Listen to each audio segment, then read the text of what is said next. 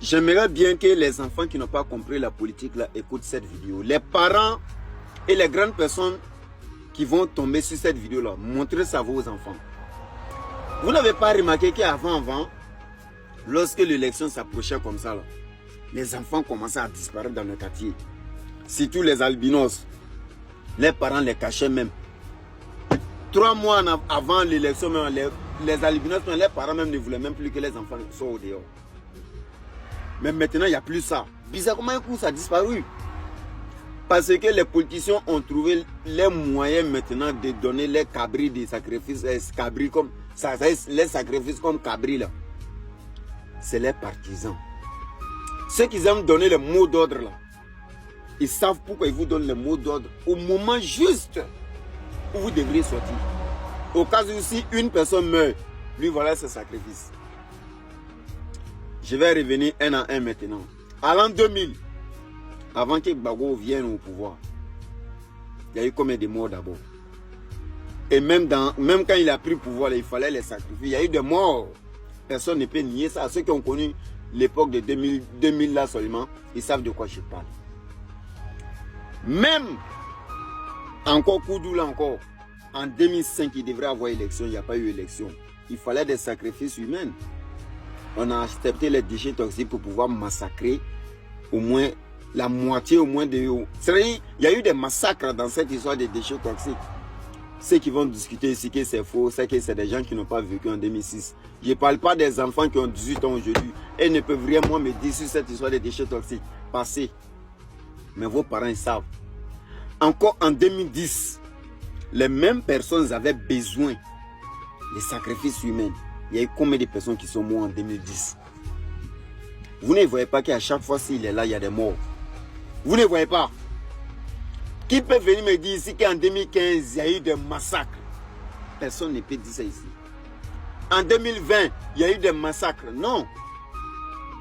C'est des gens qui voulaient s'opposer au 3e mandat.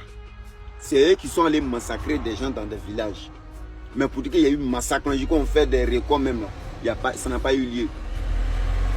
Et 2025, bizarrement, Oudi est là, bizarrement, on veut donner un mot d'ordre. Les cabris n'ont qu'à sortir, ils vont l'enlever les sacrifices humains dedans. C'est-à-dire maintenant, ils ne sont plus obligés de faire sortir les voitures noires pour l'enlever des enfants. Il y avait trop d'enlèvements à cette époque, dans les années là-bas. Mais maintenant là, les voitures noires même on n'en parle plus.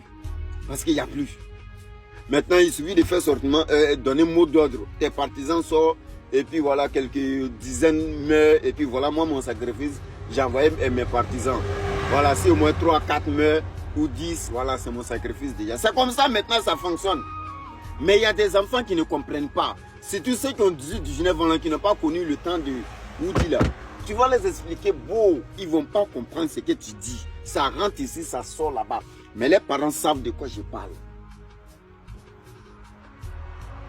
Vous allez dire ici que non, ouais, on va, les Ivoiriens vont reprendre les pays dans la main des étrangers. Qui est étranger dans le pays là? Qui? Je veux savoir, qui est étranger dans le pays là? Parce que si on rentre dans l'histoire, ceux que vous traitez d'étrangers, surtout les nordistes, c'est pas parce qu'on parle même langue avec les Maliens, ça veut dire forcément qu'on vient du Mali. C'est pas parce qu'on parle même langue que des gens qui viennent du Burkina, ça veut dire forcément qu'on est des Burkinabés. C'est pas parce qu'on parle même langue que des gens qui viennent de la Guinée, ça veut dire forcément qu'on est des Guinéens. Non.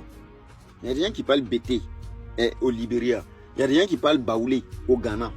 Ceux-là, ils sont ivoiriens aussi. Si on rentre dans l'histoire de la Côte d'Ivoire, allons-y encore en arrière, les Samouris Touré, ça c'est les 1900 tout près. Allons-y dans les années 1400, 1600 pour venir. Le nord là, ça existait. Le nord là, c'était déjà là. Si on rentre dans l'histoire. Si on va dans les années 1800, le nord, c'est-à-dire 1700, 1600, le nord là existait. Jusqu'au jour d'aujourd'hui, le nord existe. Donc ceux qui habitaient au nord là-haut, c'était des quoi? C'était des nordistes toujours, mais c'était de quelle race? Les Sénoufos sont là-bas depuis 1000 et quelques. Et puis dans les années 1000, les Sénoufos sont toujours là-bas. Mais les Bétés là-haut, eux qui sont venus, Gagnon a été installé en quelle année? Parce que si on va sur la Wikipédia, on voit l'année à laquelle Gagnon a été installé. Maintenant, les habitants, ceux qui ont pris Gagnon comme si c'est leur village natal là-haut, et ils étaient où? Au moins, les Sénéfaux, dans les années 1000, ils étaient là. Mais les BT qui sont en Gagnois, les trucs là, et ils étaient où? C'est vous les Ivoiriens. Les Nordistes ne sont pas les Ivoiriens parce qu'ils parlent Bambara, ils viennent du Mali.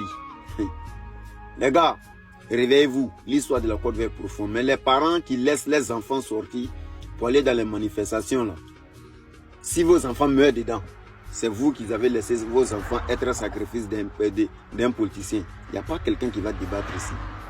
Donc s'ils sont pour aller s'affronter là-bas, qu'ils meurent là-bas, les sacrifices, c'est vous qui avez accepté. Un point, un trait, c'est tout.